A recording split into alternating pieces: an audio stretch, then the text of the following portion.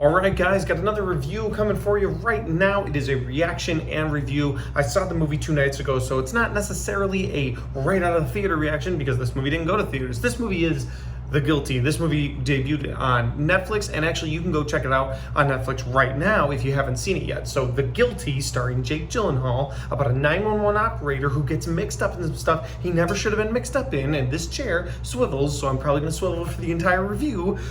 Let's do it. So the movie The Guilty stars Jake Gyllenhaal, and it is about a police officer who is put on administrative leave because he is currently under trial for another case that happened, and you kind of get some snippets of that case throughout the movie with a reporter calling him and just him kind of having flashbacks or panic attacks.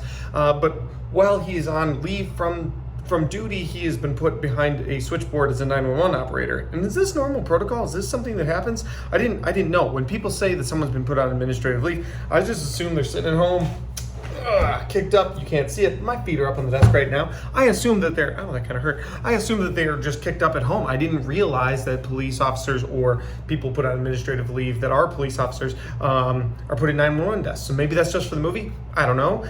I don't care enough to research it, but those are the questions I have. Anyway, he's at a 911 desk and he's answering calls. You can tell just he hates doing this. The trial is set for the next day. It's been an 8-month process, so this guy is just ready to get back out into being a cop on the streets, and he's ready to be done with this. And then the call comes in. He gets a call from a woman who says she's been abducted, but she can't really give him too much information.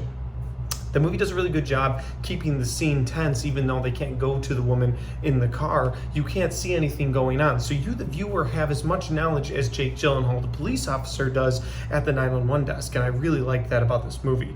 Throughout the movie, he starts getting more and more information from this girl, trying to get the information out of her. And then once he gets a name, once he gets something, he's able to start tracking down her kidnapper. And it just spirals from there. It really does, because at that point, and it spirals in a good way, but at that point he finds out some sinister things have happened throughout the night, and now he's more invested. He won't even go home. It's the end of his shift. The other 911 operators are like, all right man, shift's over, let's go home. And he's like, no, I'm staying. So he stays and he tries to solve this mystery of this kidnapped woman, and you start to find out more about his life. This movie did a great job filming in one location but keeping you invested, which is shocking because most of the time stuff filmed in one location is hard for me to get behind.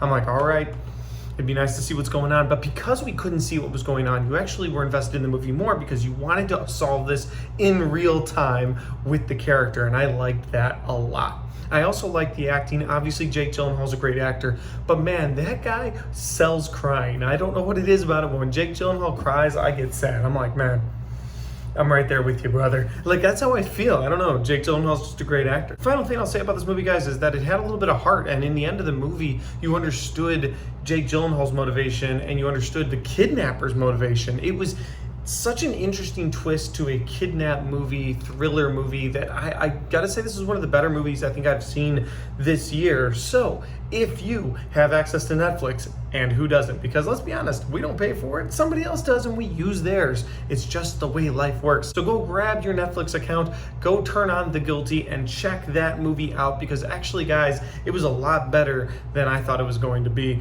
And that's my thoughts. That's my review. Guys, if you enjoyed this, make sure you hit the like button, the share button, subscribe button. All those buttons matter. I know you don't think those buttons might matter, but I promise you, they do. Guys, thanks for watching this review. I really appreciate it. And the main question I have is, if you have seen The Guilty, what are your thoughts? What are your comments? Put them down in the comment section down below, and let's have a conversation. Thanks for watching, and I'll see you next time.